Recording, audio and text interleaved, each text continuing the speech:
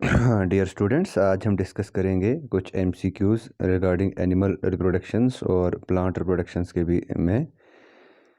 तो आज का जो पहला क्वेश्चन है, the first question is the primary sex organs in male is. देखिए, प्राइमरी सेक्स ऑर्गन मेल का क्या है, आपको पता होना चाहिए कि मेल रिप्रोडक्टिव सिस्टम में क्या क्या चीज़ें आती हैं, ठीक है ना। तो याद रखना, जो प्राइमरी सेक्स ऑर्गन है मेल रिप्रोडक्टिव सिस्टम का, देखिए एपिडाइडिमिस की अगर हम बात करेंगे तो ये प्राइमरी स्टोरेज ऑफ स्पर्म है। यहाँ पे प्राइमरी स्टोरेज ऑफ स्पर्म होता है। सेमाइनल वेजिकल्स और वास डिफरेंस तो प्राइमरी सेक्स ऑर्गन नहीं है, तो प्राइमरी सेक्स ऑर्गन हमारा टेस्टिस है जो कि स्पर्म प्रोड्यूस करता है। क्लियर यहाँ तक। नाउ नेक्स्ट क्वेश्चन है, the process of formation of mature sperm cell is called. देखिए, फॉर्मेशन ऑफ मैच्योर स्पर्म को क्या कहते हैं? जब स्पर्म बनता है इस प्रोसेस को कहा जाता है स्पर्मेटोजेनेसिस। क्या कहते हैं इसको? इसको कहते हैं स्पर्मेटोजेनेसिस, ठीक है ना। तो क्वेश्चन नंबर 2 है ये, सॉरी, क्वेश्चन नंबर 2 का आंसर क्या आएगा? The process of formation of mature sperm cell is called, इसे कहा जाता है स्पर्मेटोजेनेसिस। तो oogenesis क्या हो गया? The process of formation of mature egg, ठीक है ना, एग, उससे कहा जाता है oogenesis। ओवल्यूशन और मेंस्ट्रुएशन जो है ये हम आगे हमारे इसमें ऑब्जेक्टिव्स हमने डाले हैं, तो वहाँ पे हम डिस्कस करेंगे इनको। तो oogenesis हो गया for process of formation of egg, और स्पर्मेटोजेनेसिस हो गया process of formation of mature sperm is called spermatogenesis. ना क्वेश्चन कहता है प्रोसेस क्या कहता है, fertilisation in humans occurs in the, जो ह्यूमन में फर्टिलाइजेशन होती है ये कहाँ पे होती है? तो इसका जो सीधा आंसर है, fertilisation human takes place in, कहाँ पे होती है बेटा? ये होती है फैलोपियन ट्यूब्स में, ठीक है ना। फैलोपियन ट्यूब्स में फर्टिलाइजेशन होता है। यूट्रस में इम्प्लांटेशन होती है। वेजाइना जो है ये रिस्पॉन्सिबल होता है स्पर्म की एंट्री के लिए, और ओवरी जो है, ओवरी में क्या होता है, ये ओवरी के फंक्शंस आप बताओगे, ठीक है ना। तो fertilisation in humans occur in the fallopian tube. चलिए आगे बढ़ते हैं। क्वेश्चन कहता है the hormone responsible for the development of sexual secondary characteristics in males. Males में सेकेंडरी सेक्चुअल करेक्टरिस्टिक्स के लिए कौन सा हार्मोन रिस्पॉन्सिबल है? देखिए, एस्ट्रोजन तो नहीं हो सकता, प्रोजेस्टेरॉन भी नहीं हो सकता, फॉलिकल स्टिमुलेटिंग हार्मोन भी नहीं हो सकता। This will be the answer, that is testosterone.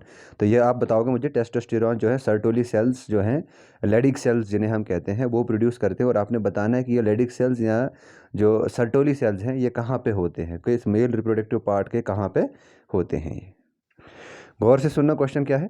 The menstrual cycles in female is regulated by the hormone. जो फीमेल्स में मेंस्ट्रुअल साइकिल्स आता है उससे किस हार्मोन के थ्रू रेगुलेट किया जाता है? तो याद रखना, एस्ट्रोजन और प्रोजेस्टेरॉन तो नहीं है, ल्यूटिनाइजिंग हार्मोन और टेस्टोस्टेरॉन मेल में है, ये भी नहीं है। प्रोलैक्टिन ऑक्सीटोसिन पार्चुरेशन के टाइम पर रिलीज होता है, तो ये नहीं है। तो ऑप्शन हमारा कौन सा बचा? That is FSH, that means कि follicle stimulating hormone, and LH, that is luteinising hormone. These two hormones are regulated during menstrual cycle. Now, most important questions. The release of the mature egg from the ovary is known as. Mature egg का release होना ovary से, इस process को क्या कहा जाता है? देखिए, मेंस्ट्रुएशन तो नहीं कह सकते हैं, मेंस्ट्रुएशन, ठीक है ना। अच्छा, उसके बाद फर्टिलाइजेशन क्या होता है? Fusion of male and female gametes result in the formation of zygote, this process known as fertilisation. Implantation क्या होता है? जब जाइगोट बनता है फिर वो फर्दर आगे जाके कहाँ पे जाता है? इम्प्लांटेशन होती है उसकी, इम्प्लांटेशन, और वहाँ पे फर्दर डेवलपमेंट होती है। तो ये आंसर भी नहीं है इसका, फर्टिलाइजेशन भी नहीं, तो आंसर क्या आ जाएगा? ओवल्यूशन आएगा। समझ आया? नो क्वेश्चन है, क्वेश्चन हमारा है, क्वेश्चन क्या है? क्वेश्चन कहता है the inner lining of the uterus, the inner lining of the uterus where the fertilized egg implants and develop is called. inner lining uterus की इनर लाइनिंग है, मान लो ऐसे करके इनर लाइनिंग है, जो फर्टिलाइज्ड एग जहाँ पे इम्प्लांट होता है और वो फर्दर डेवलप करता है, तो इससे कहा जाता है एंडोमेट्रियम, ठीक है ना। एंडोमेट्रियम इसका आंसर आएगा। Now our next question is the hormone responsible for milk production. कौन सा हार्मोन जो है मिल्क प्रोडक्शंस के लिए रिस्पॉन्सिबल है इन मेमरी ग्लैंड इज, और वो मेमरी ग्लैंड में है, तो वो कौन सा है? देखिए, एस्ट्रोजन भी नहीं हो सकता है, प्रोजेस्टेरॉन भी नहीं हो सकता है, ऑक्सीटोसिन भी नहीं हो सकता, तो आंसर क्या आएगा? प्रोलैक्टिन। क्या आएगा इसका? प्रोलैक्टिन। यही जो है milk production in mammary gland के लिए रिस्पॉन्सिबल होता है।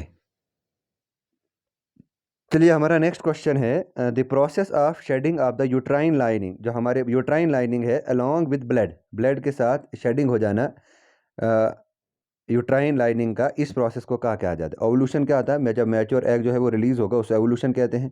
Fertilisation, fusion of male and female gamete, implantation नहीं आ सकता तो इसका आएगा मेंस्ट्रुएशन, ठीक है ना, मेंस्ट्रुएशन आएगा इसका आंसर।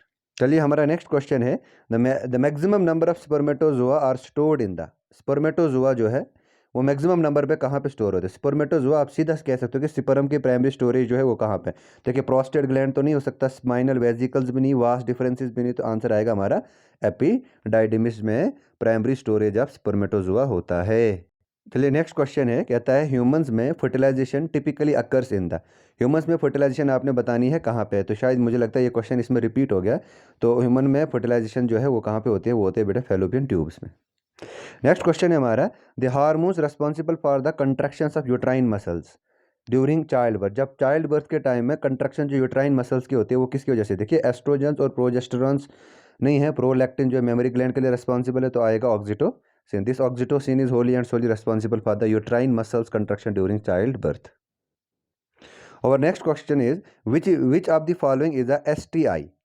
STI स्टैंड्स पर सेक्सुअली ट्रांसमिटेड इन्फेक्शन। देखिए सेक्सुअली ट्रांसमिटेड इन्फेक्शन से डिजीज़ होता है जिसका नाम है सेक्सुअली ट्रांसमिटेड डिजीज़, ठीक है ना। और ये सेक्सुअली ट्रांसमिटेड डिजीज़ के फैलने के बहुत सारे तरीके हैं, जैसे इन्फेक्टेड पर्सन से नॉर्मल पर्सन में ब्लड का ट्रांसफ़र होना, जिसको हम ब्लड ट्रांसफ्यूजन कहते हैं, या